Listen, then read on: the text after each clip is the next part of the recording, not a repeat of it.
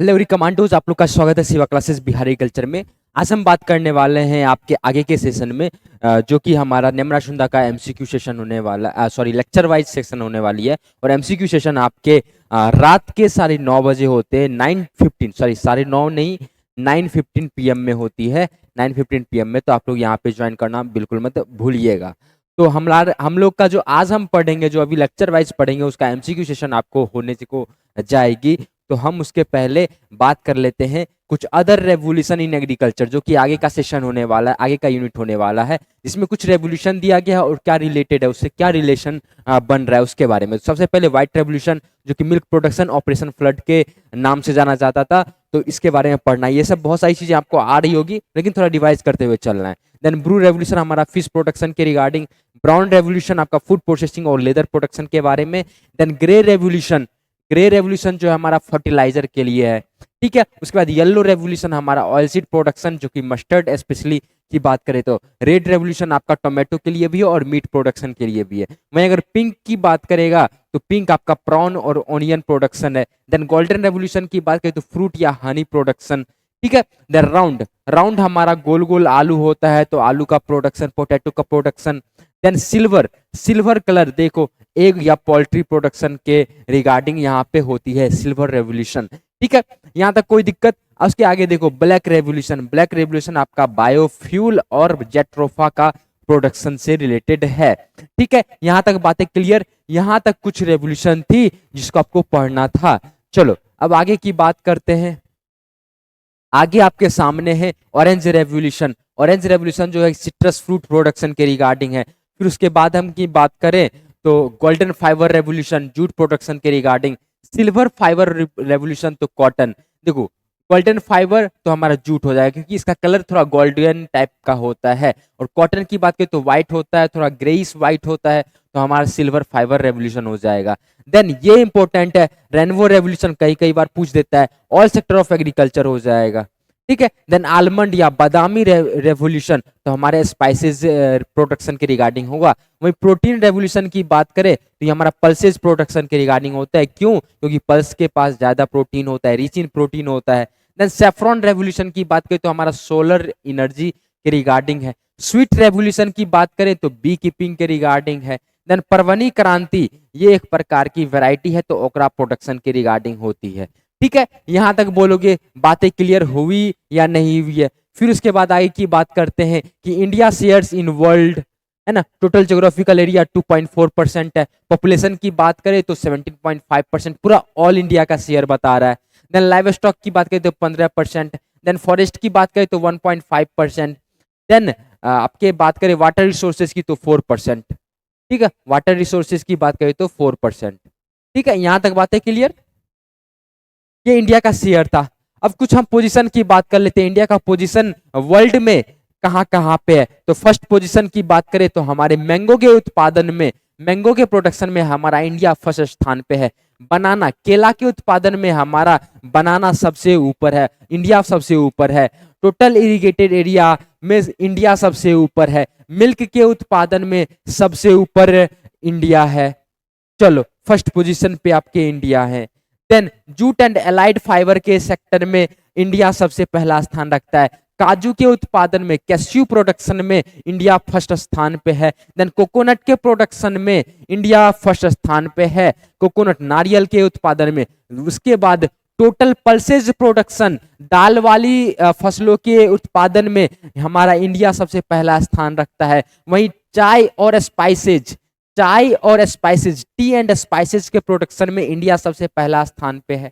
Live stock production के relation में हमारा इंडिया, लाइव स्टॉक के प्रोडक्शन के एस्पेक्ट से हमारा इंडिया सबसे पहला स्थान रखता है। अब हम बात कर लेते हैं सेकंड पोजीशन। इंडिया ऐसा कौन कौन सा प्रोडक्शन यूनिट है जहां पे इंडिया सेकंड स्थान पे आता है? तो व्हीट प्रोडक्शन, गेहूं के उत्पादन में हमारा इंडिया सेकंड पोजीशन में आता है। दाल वाली सॉरी तेलहन, oil seed products, oil seed production, तेलहन ऑयल सीड जिससे ऑयल का प्राप्ति कर सकते हैं, उसमें हमारा इंडिया दूसरा स्थान पे है। राइस के प्रोडक्शन में इंडिया हमारा दूसरा स्थान है। फ्रूट्स के प्रोडक्शन में इंडिया हमारा दूसरा स्थान रखता है। वेजिटेबल, सब्जी के उत्पादन में इंडिया फर्स्ट स्थान पे रखता है। देन कॉटन, कॉटन के प्रोडक्शन में इंडिया सेकंड पोजीशन पे है। सिल्क के प्रोडक्शन में in the section of in the sector of silk production India stands in second position. Then sugar cane के प्रोडक्शन में same as it is, sugar cane के production में India का स्थान जो है वो सेकंड पोजीशन पे है।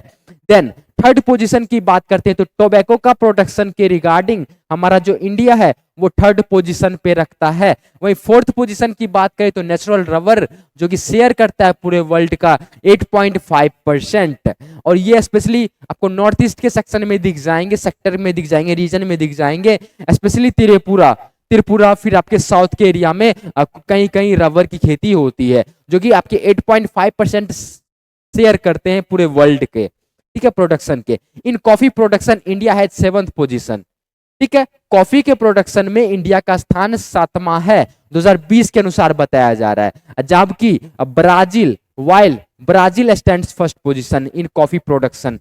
इसमें बोल रहा है in coffee production, coffee production बोलोगे भैया, समझ में आई या नहीं आई, है ना। ये हमारे पोजीशन के आधार पे होगे, सबको याद रखना है। First position, second position, third position, then fourth position और 7th पोजीशन में आपका कॉफी का प्रोडक्शन में है, और ब्राजील सबसे पहला स्थान रखता है कॉफी के प्रोडक्शन में। बोलोगे समझ में आ गई, आगे बढ़ा जाए जी बिल्कुल। अब देखो position of agriculture trades in India, ठीक है। अगर एग्रीकल्चर एक्सपोर्ट कमोडिटीज की बात करें, यानी हम जो बाहर जो डिलीवर करते हैं, जो बाहर हम भेजते हैं एक्सपोर्ट कमोडिटीज के आधार पे, सबसे पहले राइस को हम लोग करते हैं, फिर कैशियो, फिर व्हीट, टी एंड टोबैको, ठीक है। उसके बाद एग्रीकल्चरल इंपोर्ट्स कमोडिटीज, इंपोर्ट्स क्या क्या करते हैं तो वेजिटेबल ऑयल को इंपोर्ट करते हैं, कैच्यू को भी इंपोर्ट करते हैं, पल्सेस को भी इंपोर्ट करते हैं और फूड्स को भी इंपोर्ट्स करते हैं, ठीक है। तो यहाँ पे ये सारी चीजें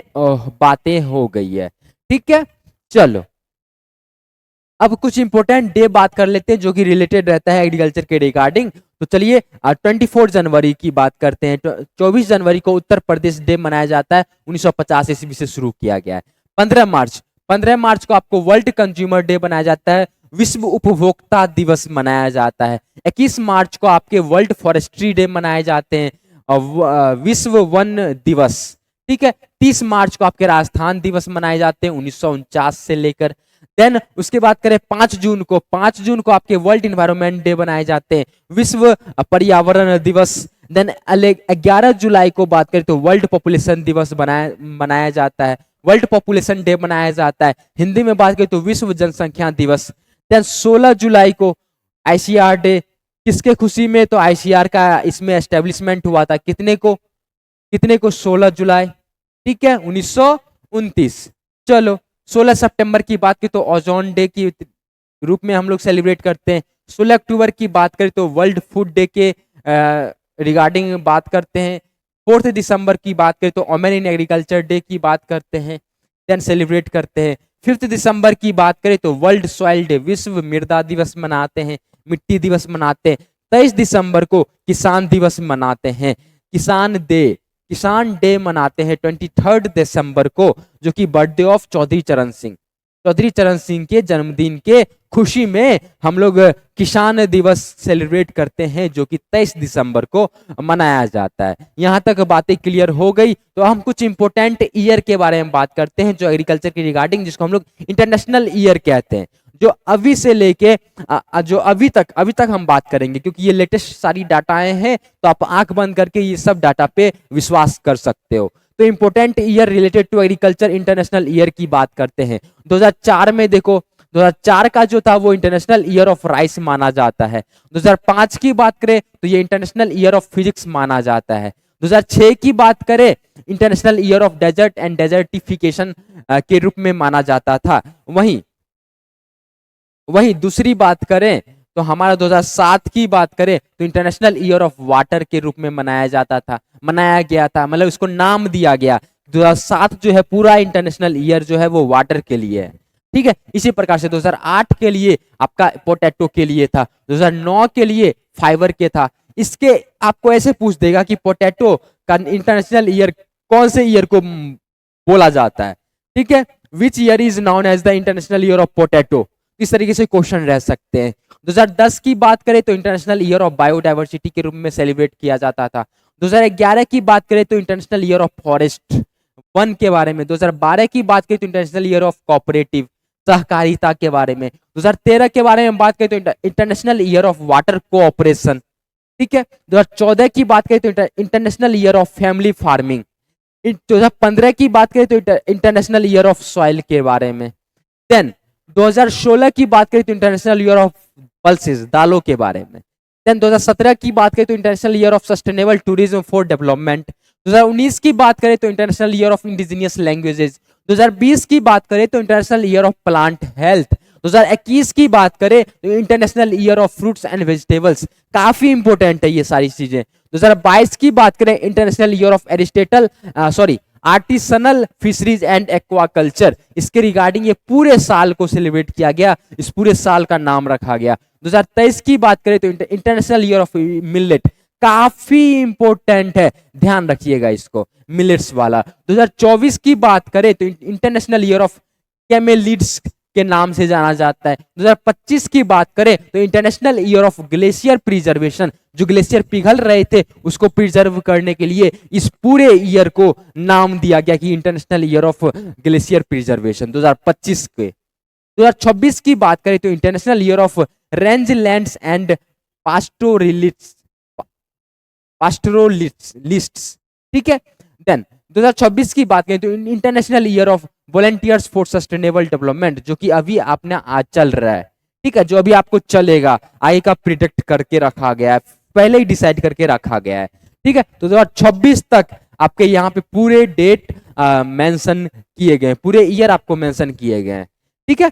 चलो अब हम कुछ स्कीम्स और प्रोग्राम के बारे में बात कर लेते हैं जो कि काफी इंपॉर्टेंट है। अगर आप किसी भी ईयर में हो, फर्स्ट ईयर में, सेकेंड ईयर में, थर्ड ईयर में, फोर्थ ईयर में हो या अभी 12th कर रहे हो, ये काफी इंपॉर्टेंट होगा, काफी इंपॉर्टेंट है।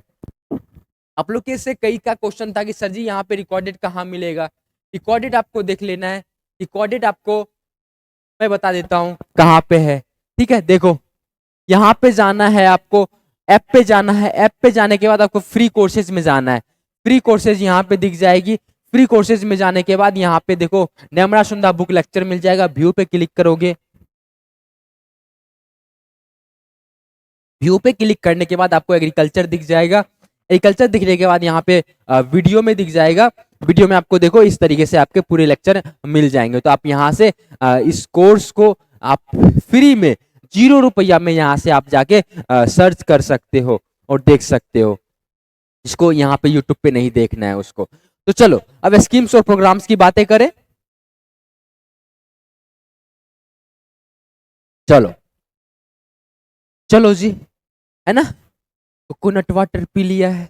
स्कीम्स एंड प्रोग्राम्स की बात करें, सीरियल नंबर 1 में आपके पास है किसान क्रेडिट कार्ड स्कीम केसीसी, जो कि 1998 में लॉन्च हुई थी। आपको हर एक आराम से देखना है, ज्यादा स्पीड में नहीं भागेंगे, ज्यादा स्पीड नहीं आपको खींचेंगे, आराम आराम से जाना है, हर एक चीजों को समझ के यही याद करके फिर से वापस जाना है। तो किसान क्रेडिट कार्ड स्कीम यानी केसीसीएस जो 1998 में लॉन्च हुई थी, इसमें क्या हुआ था कि interest subvention of 2% per annum provided to public sector banks यानी PSB, public sector bank and private sector bank PVB, ठीक है। यानी इसमें क्या था कि किसान क्रेडिट कार्ड स्कीम के द्वारा क्या होता था कि 2% पर एनम के हिसाब से रुपया दिया जाता था, ठीक है, प्रोवाइड किया जाता था to public sector banks and private sector banks, ठीक है। Then additional incentives of 3% for prompt repaying farmers, जो तुरंत पे कर देंगे, prompt repaying resulting in effective interest of 4% per annum, इसको इनका एडिशनल इंसेंटिव मिलता था, ठीक है। तो इसलिए किसान क्रेडिट कार्ड स्कीम जो है केसीसी 1998 ईस्वी में, ठीक है। देन उसके बाद किसान कॉल सेंटर केसीसी की बात करें, दोनों सेम है, लेकिन इसमें हमारा इस स्कीम है, एक में हमारा किसान कॉल सेंटर है।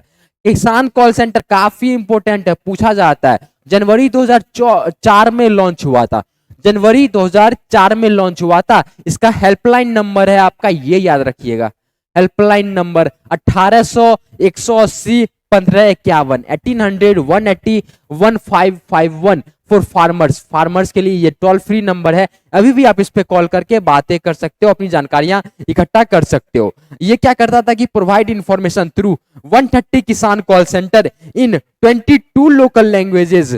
जी हाँ, 130 किसान कॉल सेंटर्स थे जहां से प्रोवाइड की जाती थी इंफॉर्मेशन, और 22 लोकल लैंग्वेजेस में यहाँ पे जानकारी दी जाती थी।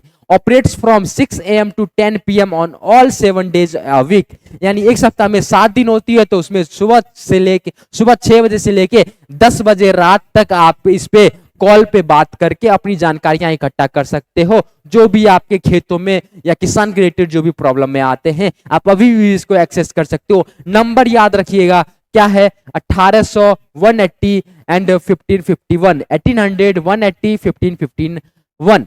इससे याद रखिएगा। जनवरी 2004 किसान कॉल सेंटर। वही किसान क्रेडिट कार्ड स्कीम 1998। अब हम थर्ड की बात करते हैं, ISOPOM, integrated scheme of oil seed pulses oil palm and maize, जो कि 2004 में लॉन्च हुई थी। ये क्या हुआ था? ये इंप्लीमेंट हुआ था 14 मेजर स्टेट में, 14 मेजर स्टेट में for oil seed and pulses and 15 for मेज।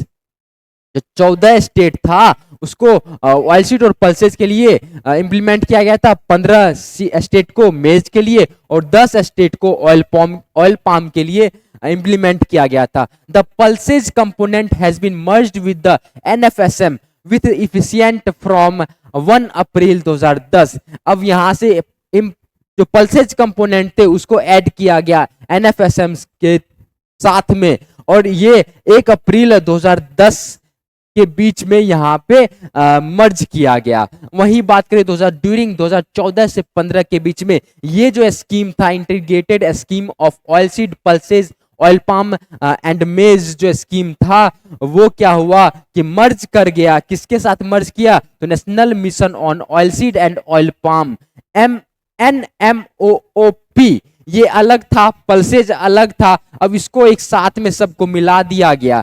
ठीक है, कितने ईस्वी में? तो 2014 से 2015 के बीच में। In the financial year of 2018 to 19 NMOOP has been merged with NFSM oil seed. फिर ऑयल सीड के बाद मर्ज कर गया। ठीक है, फिर ये उसके साथ मर्ज कर गया। जो NFSM था, NFSM विथ पल्सेज वाला, वो 2014 से 15 के बीच में। जो NMOOP ये जो था इसके साथ मर्ज किया 2014 से 15 के बीच में। फिर बाद में जाके 2018 से 19 के बीच में ऑयल सीड के साथ मिल गया, इसलिए अब इसको पूरा नाम से जाना जाता है आइसोपॉम। 2004 के बीच में। इसमें आपको बस ये स्टेट याद रखना है। ठीक है, और कब मर्ज किया। देन फोर्थ नंबर की बात करें, फोर्थ नंबर स्कीम की बात करें, एग्रीकल्चरल टेक्नोलॉजी मैनेजमेंट एजेंसी, जिसको आत्मा कहते हैं। नाम सुने होगे आत्मा। आत्मा का वैकेंसी भी अभी निकला हुआ है। ठीक है, निकलने वाला है। ठीक है, चलो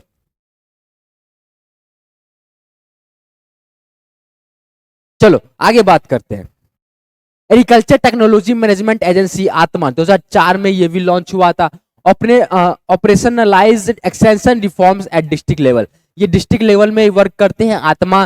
ठीक है, फार्मर और फार्मर का ग्रुप होता है, या एनजीओ होता है, या agri entrepreneurs and cooperatives ETC actively participate, इसमें पार्टिसिपेट कर सकते हैं। आत्मा क्या है? ATMA is a society of key stakeholders involve in agricultural activities for sustainable agriculture development in the district. अच्छा, वो क्या करते हैं? आत्मा क्या करते हैं? आत्मा में या तो आप एनजीओ चला रहे हो, या आप कुछ भी कर रहे हो, आप किसान हो, किसानों का समूह है, या आप कोऑपरेटिव्स चला रहे हो, कुछ भी आप कर रहे हो, आप इस एक्टिविटी में ज्वाइन कर सकते हो। आप आत्मा के साथ जुड़ सकते हो और क्या कर सकते हो कि डिस्ट्रिक्ट में, ये डिस्ट्रिक्ट लेवल का है, तो डिस्ट्रिक्ट में जो भी सुधार किया जा सकती है, कुछ भी डेवलपमेंट किया जा सकता है सस्टेनेबल एग्रीकल्चर के रिगार्डिंग, तो आप अगर उसमें इन्वॉल्वमेंट रह रहे हो, उसमें पार्टिसिपेट कर रहे हो, तो आपको एक आप इसमें पार्टिसिपेट कर सकते हो।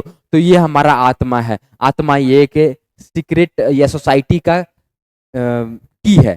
ठीक है, सोसाइटी ऑफ की जो स्टेक होल्डर है, जो कि इन्वॉल्व करता है एग्रीकल्चर एक्टिविटीज को। ठीक है, for the development of sustainable agriculture. चलो अब बात करते हैं NBM, national bamboo mission. NBM ये भी 2004 में आपके रिलीज हुए थे, लॉन्च हुए थे।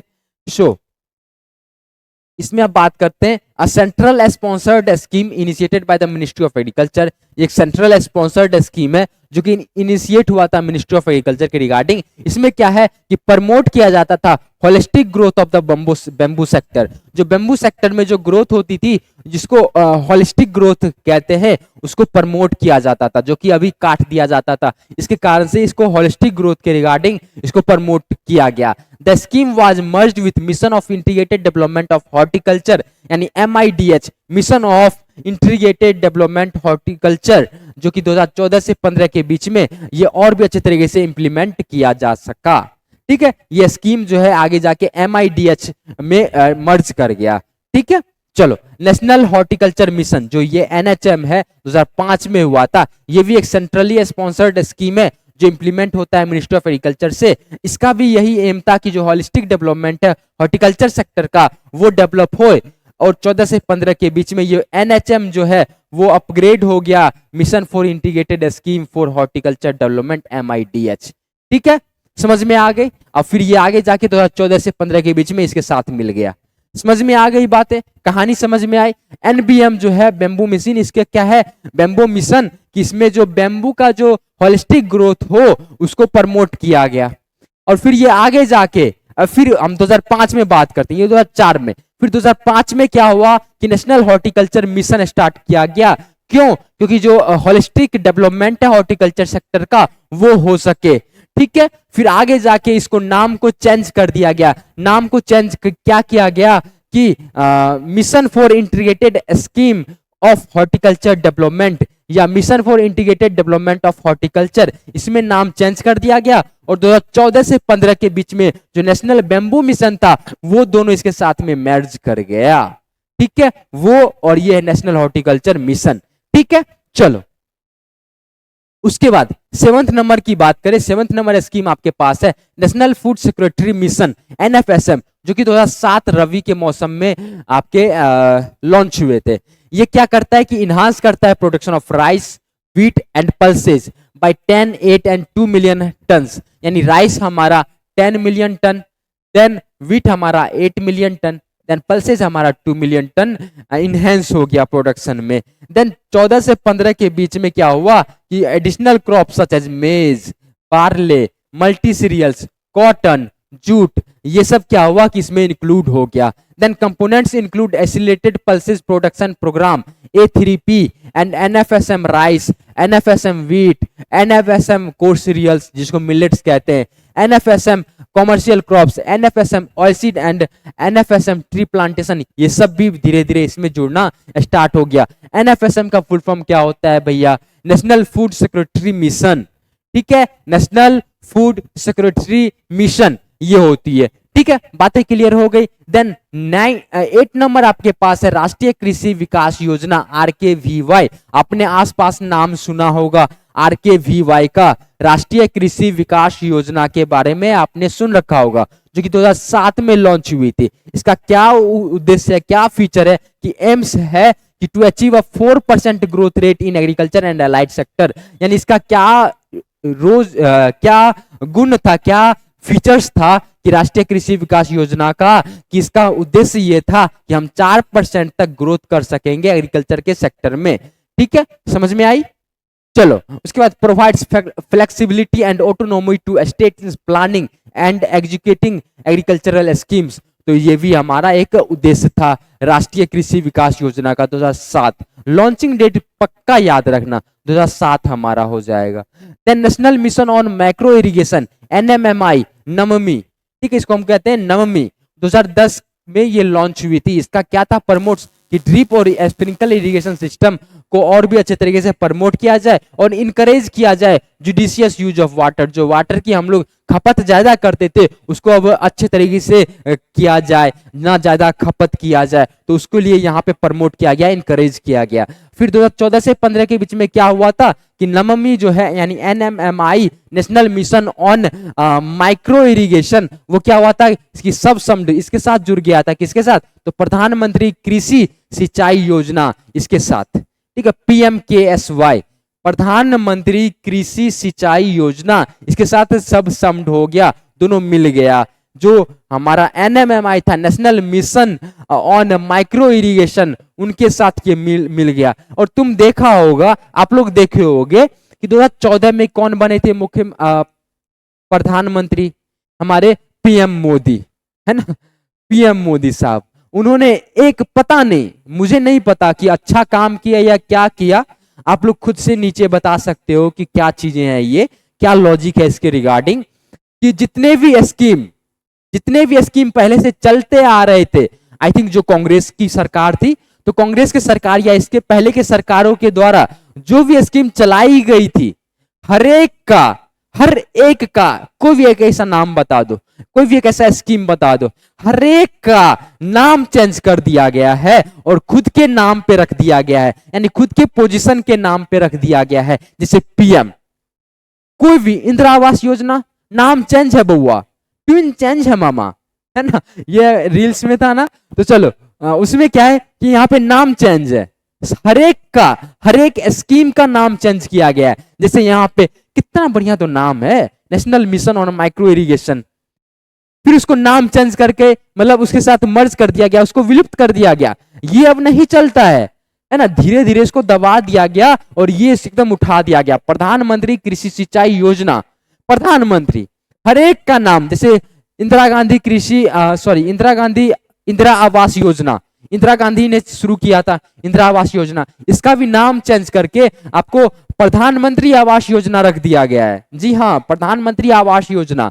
ऐसे ऐसे बहुत सारे स्कीम्स हैं जो कि प्रधानमंत्री अपने नाम पे यानी अपने पोजीशन के नाम पे रख दिए। क्या सही है क्या गलत है आई डोंट नो, बट हाँ स्कीम है, काफी है यही, हम लोग गरीब आदमी काफी है यही सब। ये स्कीम तो आ रही है चाहे किसी के भी नाम पे हो, ठीक है, बाकी उनका जो भी पॉलिटिकल कनेक्शन हो, we don't care about this, ठीक है। चलो, integrated scheme for agriculture marketing. और हाँ, कोई लोग बोलोगे सर जी आप भी वोट देते होगे तो आपको कैसे केयर नहीं है? मुझे केयर है, बट यहाँ पब्लिकली केयर नहीं है हम लोगों को, मुझे पब्लिकली केयर नहीं है, क्योंकि ये वीडियोस यूट्यूब पे जाएगी, बहुत सारे हो सकता है कि आगे जाके इसमें कुछ और निकल जाए, तो इसलिए पब्लिकली कोई ओपिनियन नहीं है इसके रिगार्डिंग। लेकिन हाँ, प्राइवेटली करना है कि कौन अच्छा है कौन बुरा है, तो आप मेरे रिगार्डिंग, मेरे पर्सपेक्टिव से तो आप मुझे बताना, उसमें हम बात कर लेंगे कि कौन अच्छा है क्या बुरा है, क्या ये नाम बदलना सही है या नहीं सही है। अभी के लिए सॉरी। चलो, सेफ साइड। चलो, integrated scheme for agriculture marketing, ISAM, 1 अप्रैल 2014 में ये लॉन्च हुई थी। देखो, integrated scheme for agriculture marketing, ये क्या हुआ था कि प्रमोट किया था, एग्रीकल्चरल मार्केटिंग इंफ्रास्ट्रक्चर को क्रिएट करने में मदद किया था, प्रमोट किया था, और ये प्रोवाइड किया था market lead extension support to farmer, यानी फार्मर को सबसे बड़ा प्रॉब्लम था ये कि जो फार्मर होते थे इनको मार्केट अवेलेबल ही नहीं होता था, कहाँ पे बेचे भैया, वो फार्मर बेचे तो बेचे कहाँ पे, मार्केट अवेलेबल ही नहीं है। तो ये जो था integrated scheme for agriculture marketing, इन्होंने मार्केट को प्रोवाइड करना स्टार्ट किया, जो एक्सटेंशन सपोर्ट देना स्टार्ट किया, supports agriculture marketing research and information, इसको सपोर्ट किया, जो कि 1 अप्रैल 2014 में लॉन्च हुआ था, 2014 में लॉन्च हुआ था। आप मुझे आप आगे का बता दो, 11 नंबर। अच्छा, 11 नंबर वही है, मिशन ऑफ इंटीग्रेटेड। देखो ना, वर्क देखो ना, इनका वर्क देखो, 2014 में कितने ज्यादा स्कीम लॉन्च हुए हैं, और जो भी पहले का था सबको कितना स्ट्रॉन्ग किया गया है। आप खुद देखो कितना अच्छे तरीके से, है ना, कितना अच्छे तरीके से एकदम हर एक चीजें जो भी नहीं चल रही थी स्कीम, वो सबको फिर से लॉन्च करके, रिनेम करके, सबमर्ज्ड करके, सब समड करके फिर से एक्टिवली वर्क किया गया है, ठीक है। बाकी जो भी काम हो वो आप पे डिपेंड करता है, आप अगर वहां के लोग अच्छे से काम नहीं कर रहे हैं तो उसमें आप किसी को ब्लेम नहीं कर सकते, या किसी प्राइवेट या किसी पर्सनल को आप ब्लेम नहीं कर सकते, ठीक है। चलो, क्योंकि हर एक चीजें सिस्टम बाय सिस्टम चलती है, ठीक है। चलो,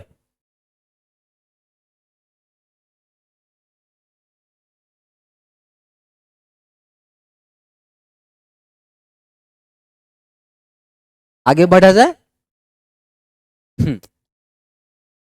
11 नंबर है, mission for integrated scheme of horticulture development, MIDH। इसमें आपको बताया था कि NHB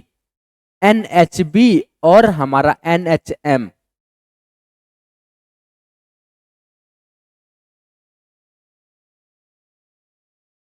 NHM ये दोनों मर्ज किया था 2014-15 में। यहाँ पे देखो 2014 में ये लॉन्च किया गया था। सेंट्रली स्पॉन्सर्ड स्कीम है holistic development of horticulture in the country, और ये इनकम्पासेज द नेशनल हॉर्टिकल्चर मिशन जो NHM है, और horticulture mission for north east and Himalayan state जिसको HMNEH कहते हैं, national bamboo mission NBM, and national horticulture board NHB या coconut development board CDB, and central institute of horticulture CIH, सबको मिला दिया गया।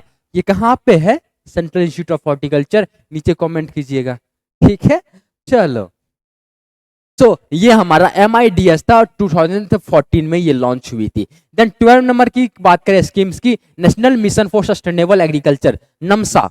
नमसा जो है वो 2014 से 15 के बीच में लॉन्च हुई थी, जिसमें 4 ongoing national scheme merge हुआ था, जो कि कौन कौन सा था? National project on organic farming NPOF, इसको मर्ज किया गया। National project on management soil health and fertility, इसको मर्ज किया गया। Then rainfed area development programme, इसको मर्ज किया गया, and soil health card scheme को भी इसके साथ मर्ज किया गया। National mission for sustainable agriculture, सबको मर्ज कर दिया गया। और क्या था एम्स इसका? क्या एकदम रोल मॉडल था? क्या इसका ऑब्जेक्टिव था? कि प्रमोट करना है हमको क्लाइमेट रेजिलेंट एग्रीकल्चर प्रैक्टिसेस को।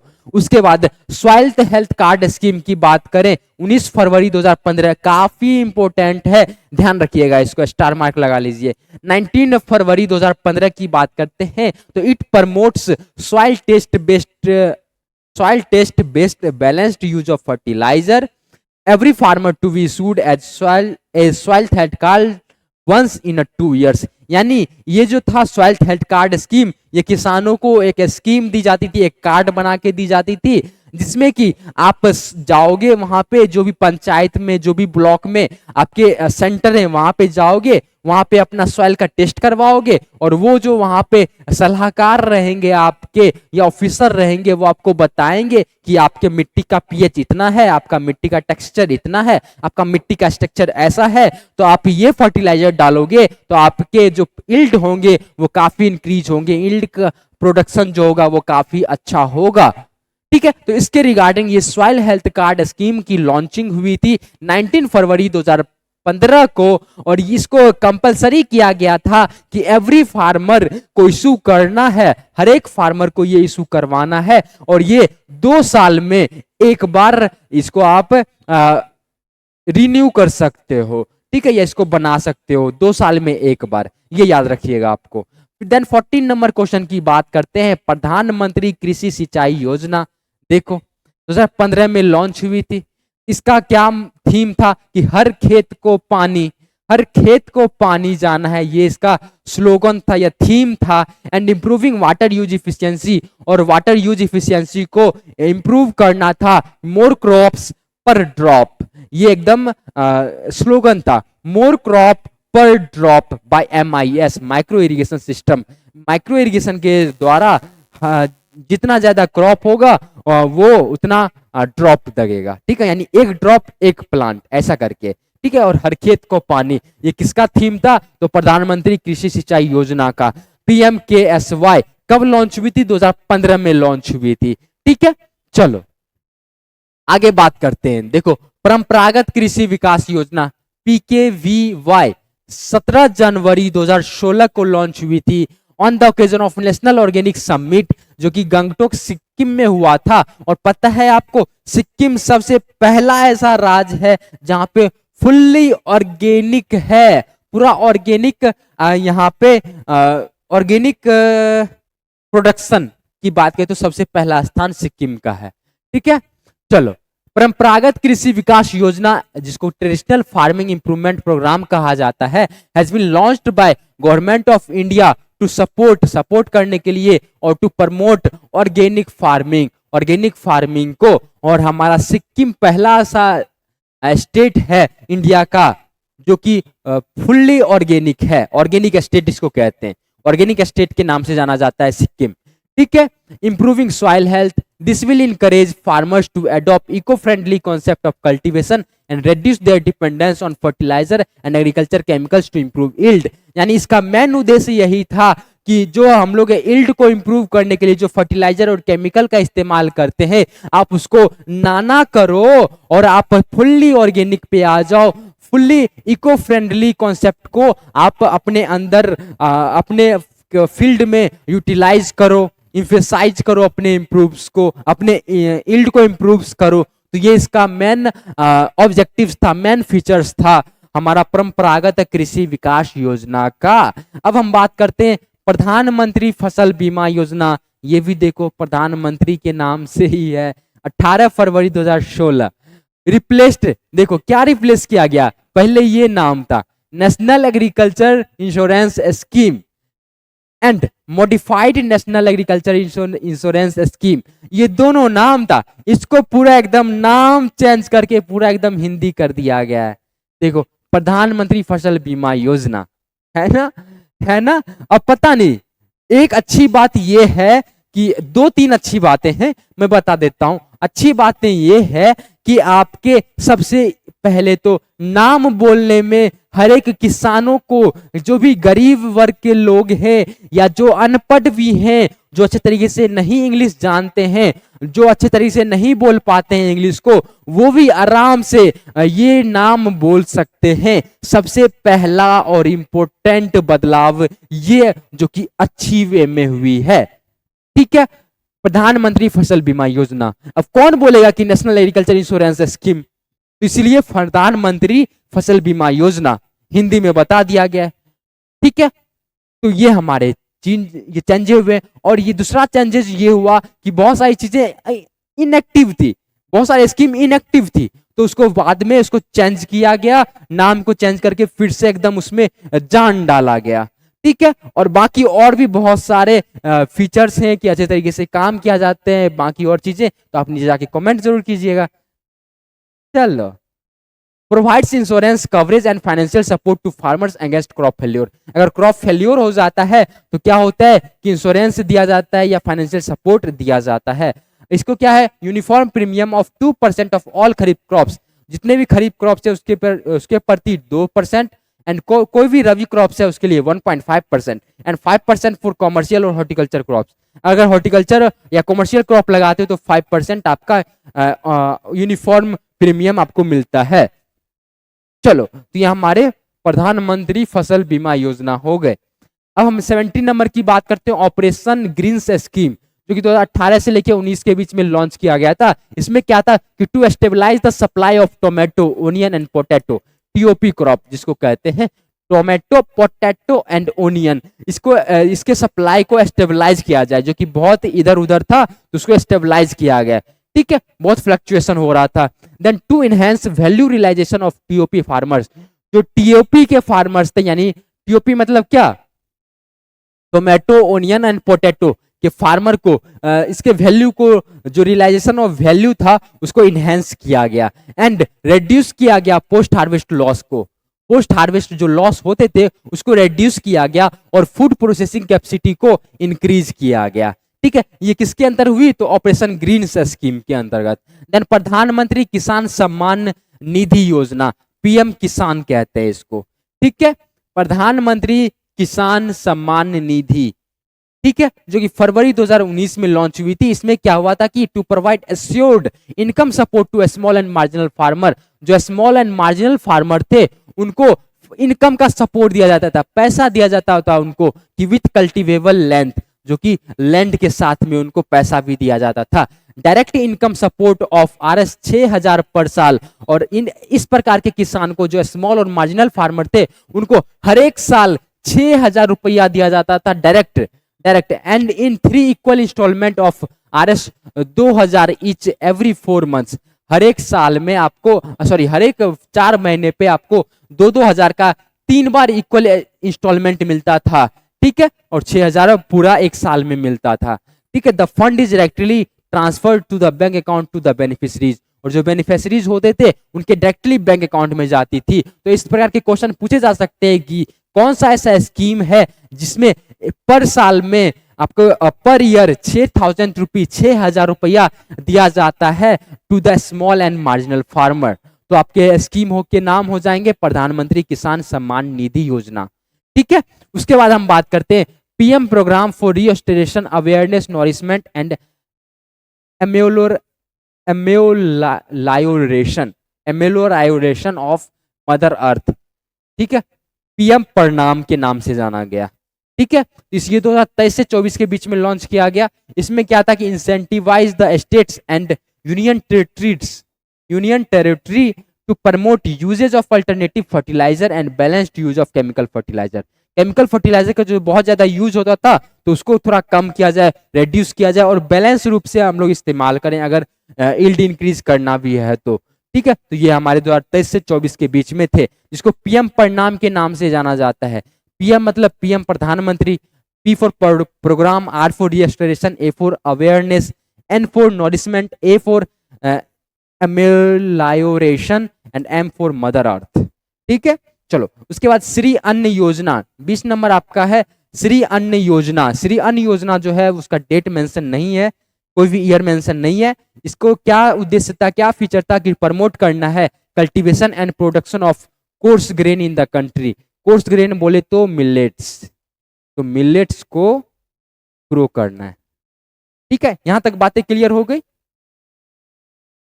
चलो खत्म हो गई बातें, तो यहां से आपको हर चीजें खत्म हो गई है। हम आज की इस सेशन में हमने बात किया था पेज नंबर आपके 23 टू 29 नंबर पेज तक। फिर हम आगे के सेशन में आगे की बात करेंगे, लेकिन उसके पहले इसका एमसीक्यू सेशन आपको रात के 9:15 PM में, रात के 9:15 PM में आप ज्वाइन करना बिल्कुल मत भूलना। अभी से आप जाके रिमार्क कर दो, वहां पे चैनल पे नए होगे चैनल को सब्सक्राइब कर लोगे, बेल आइकन को प्रेस कर लोगे। बाकी मिलते हैं किसी और नए लेक्चर के साथ, किसी और नए वीडियो के साथ। आपके ये डाउट होंगे कि सर जी हम कहाँ से देखें इस सेशन को, तो आपको अगर YouTube पे है तो नीचे प्लेलिस्ट मिल जाएगा, आप वहां से देख लीजिए। नहीं तो अगर आप एप्लीकेशन डाउनलोड कर लोगे इसका एक PDF भी आपको अपलोड मिल जाएगा। तो PDF को अपलोड करने के लिए यहाँ पे फ्री कोर्सेज में जाना है, लेक्चर को देखने के लिए फ्री कोर्सेज में जाइए। यहाँ पे आपको नेमरा शुंदा बुक लेक्चर मिल जाएगी, व्यू पे क्लिक कीजिए। व्यू पे क्लिक करने के बाद आपको यहाँ पे एग्रीकल्चर मिल जाएगी, देन यहाँ पे वीडियोस मिल जाएगी आपको बहुत सारी चीजें। अभी हम एग्रीकल्चर के बारे में बात कर रहे हैं इसलिए एग्रीकल्चर लिखा हुआ है। अगर हम कुछ एंटोमोलॉजी के बारे में बात करेंगे तो यहाँ पे एंटोमोलॉजी हो जाएगा, बाकी ये सारी चीजें मिलती रहेगी। आशा करते हैं कि यहाँ से आपको हर चीजें समझ में आ गई होगी। अगर कोई भी नीचे आपके डाउट बचते हैं तो आप नीचे जाके जरूर कमेंट कीजिएगा। कोई भी आपको प्रॉब्लम आ रही है तो आप नीचे जाके बताइएगा। कोई भी डाउट हो, कोई भी क्वेश्चन के रिलेटेड डाउट हो या कोई भी क्वेश्चन हो, नीचे कमेंट कीजिएगा। आप सभी का स्वागत है, या नीचे नंबर दिया गया होगा वहां से भी आप बात कर सकते हो। मिलते हैं किसी और नए लेक्चर के साथ, किसी और नए वीडियो के साथ। देखते रहिए सेवा क्लासेस, हंसते रहिए, मुस्कुराते रहिए। जय हिंद, जय भारत, जय जवान, जय किसान, जय Hindustan. Thank you so much.